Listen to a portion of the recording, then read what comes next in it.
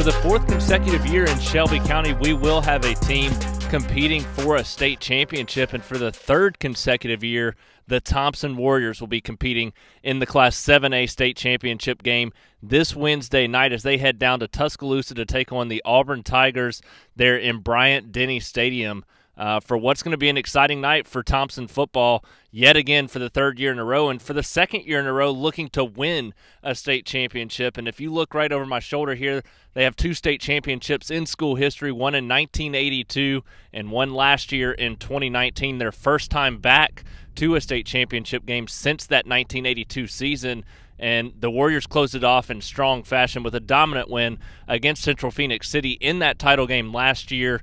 And here they are again, set to take on Auburn High School in the state championship this year, looking for their first repeat in school history, something that's so difficult to do in any sport, and it just shows where this Thompson football program is. So on this week's show, welcome in everybody to the Shelby County High School Football Show. I'm Alec Etheridge, the managing editor here at the Shelby County Reporter. We're going to get you ready for the big state championship game as the Thompson Warriors get prepared to repeat as Class 7A state champions. Obviously, a lot of work has gone in during a difficult and crazy season this year amid COVID-19, but the Warriors have played every game on their schedule, as had everybody in their region this year as well. It's truly remarkable to see what they were able to accomplish on the football field this year, and they came into the season with a one-track mind, repeating as state champions in the 7A classifications. They knew that they were going to get everybody's best shot this year. There was no doubt about that. We've seen Thompson kind of turn the page here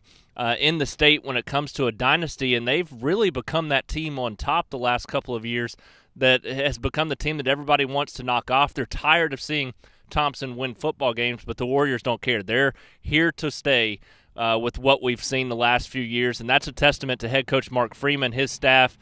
Defensive coordinator Sean DeFore has done some tremendous things here, as well as the entire staff here at Thompson High School to get this team to where they are. And you look at both sides of the ball, they're dominating on each side this season. That's going to be a key, obviously, going into this game as they continue to play great football, something that's just become a tradition here over the last few years. And you look back to 2014, a team that was 0-10 that season. Mark Freeman came in, went 5-5 his first two seasons here at Thompson, but has since bounced back and led this team to the semifinals of the playoffs each year after that, and now to 3 consecutive state championship games. Obviously, 2 years ago didn't pan out the way that they had hoped it would, as they do lose to Central Phoenix City in that game, but last year came back, got redemption.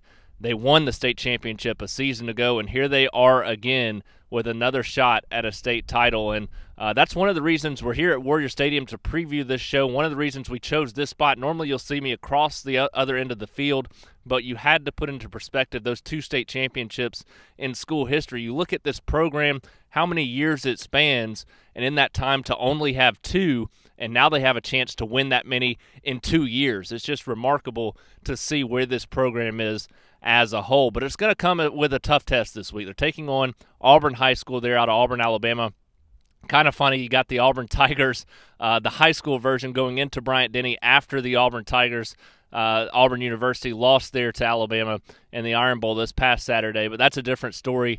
As we prepare for this state championship game, you look at what Auburn's done on the football field this year. In particular, it's been their defense. Their defense has been lights out for the majority of the season, giving up right around 13 points per game so far this season. And in the playoffs, they've been even better than that. You look at what they've done in that span of play, and it's just been dominant the way that they've played so far in the playoffs this year. They're actually giving up 12.2 points per game overall this season on the defensive side of the ball, and have given up 17 or less in 9 of their 13 games this season. So this is a defense, that's what they've relied on. They have a solid offense. They can move the ball, and they've shown that at different times throughout this season. But for the most part, it's been the defense that's really carried them, especially in the playoffs. You look at a 39-3 win in the first round against Baker. Then you look into the second round. They beat Daphne 13-7, and that's where you truly see that their defense can make a difference in the game. Their offense has an off night. The defense can step up and be the difference maker there in a win like that.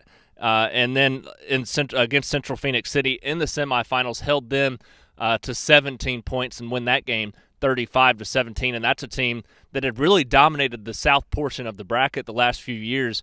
And so for Auburn to come up big in that semifinal matchup and continue to play strong defense against a very talented offense that Central Phoenix City poses, that just is a testament to what they've been able to do throughout the season. Like I said, giving up just 12.2 points per game on the defensive side of the football. And that's going to be their key coming into this matchup. It's an offense that's averaging right around 36, 37 points per game so far this season, but they've had some off nights at times. And while they've beaten Central Phoenix City twice this season and they've played a difficult schedule, you look at that game against Daphne where they win just 13-7.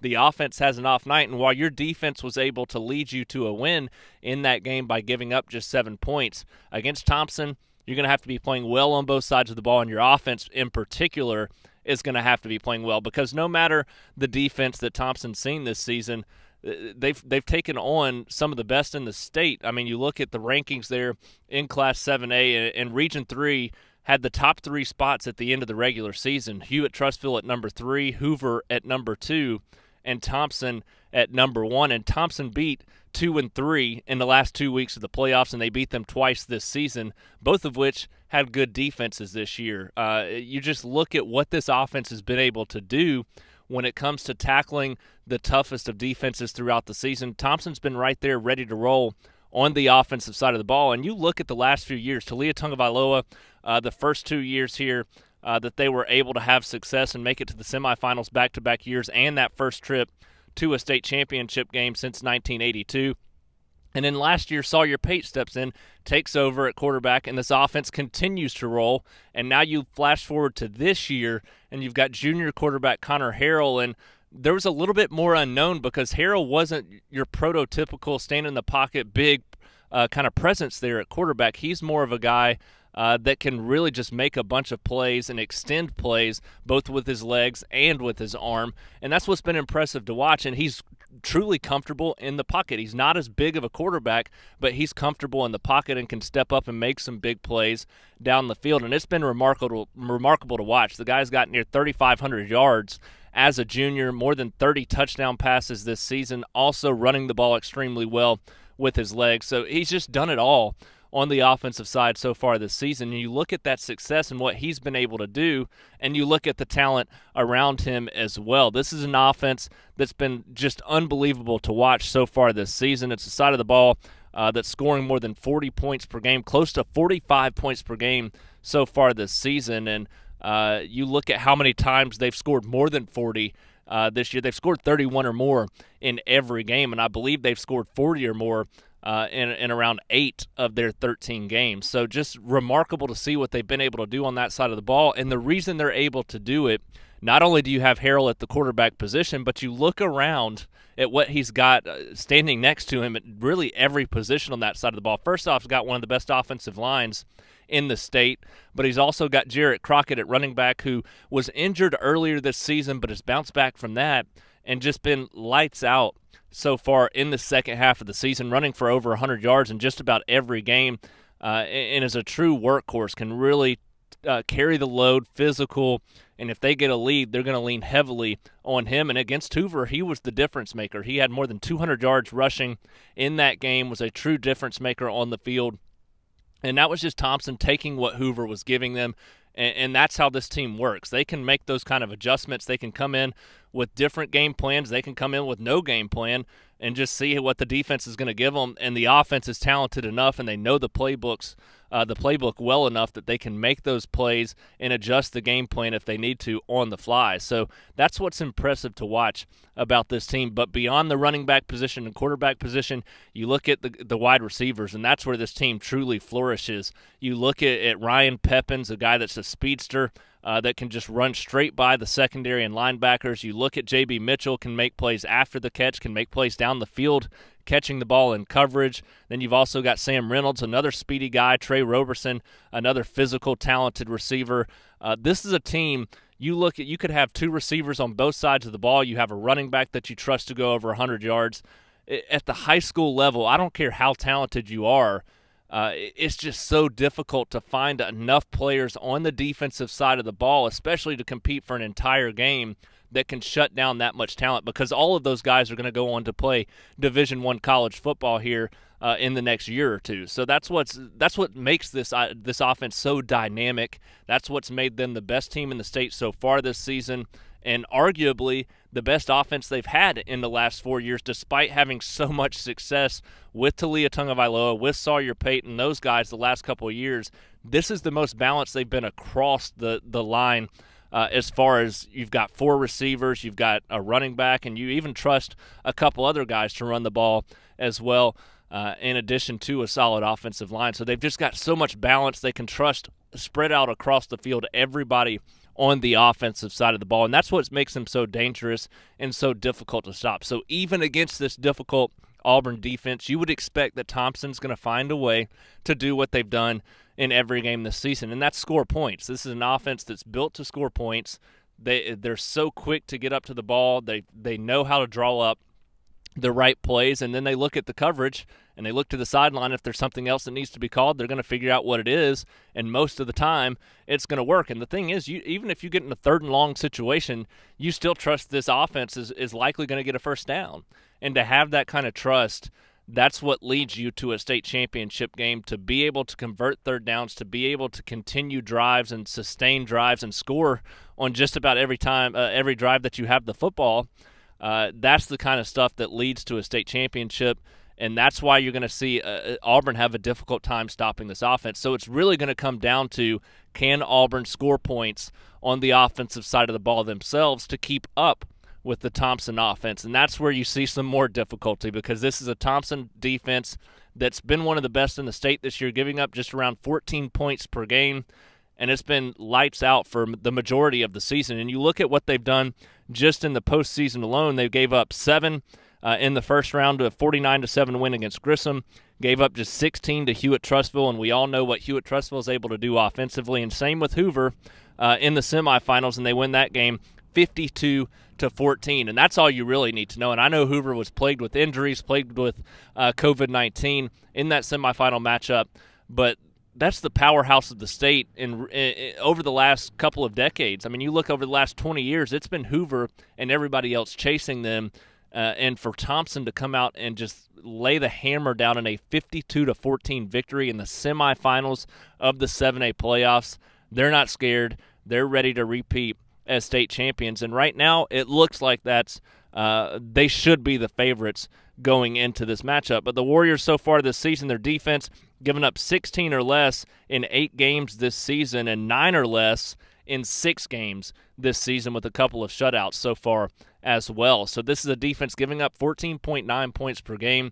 You look at Jeremiah Alexander, you look at Jax Van Zant, you look at Tristan Woody, linebackers there that are just dominant at that position. You look back in the secondary, Gavin Shipman, you've got Tony Mitchell, who's really been the most impressive player, and most improved player arguably on the team. And I know this is a kid that had a ton of Division I offers as a freshman last year for Thompson, but you see where he's come. He's a guy that really can line up and play anywhere in the secondary, and you can even slide him up into the linebacker position at times. He's a very physical kind of defensive back in coverage that can break up plays, but he can also come out of like a safety position and make a big hit to break up a pass as well. And he's been one of the most fun and entertaining players to watch this season, as has Jeremiah Alexander, one of the best linebackers in the country. But you look beyond that, this is a team on that side of the ball. They're still kind of young. I mean, you look at the talent that they have there. A lot of these guys are still young, still proving themselves, and they've gotten so much better since the first game of this season. And probably the best thing is they've stayed healthy. Now, I know they lost Peter Woods, who was going to be a big player for them this year. That was a tough blow for them early in the season, but the defense has recovered from that. They've got guys that have stepped up on the defensive line, and they have one of the best back ends in defense in the state when it comes to linebackers back into the secondary.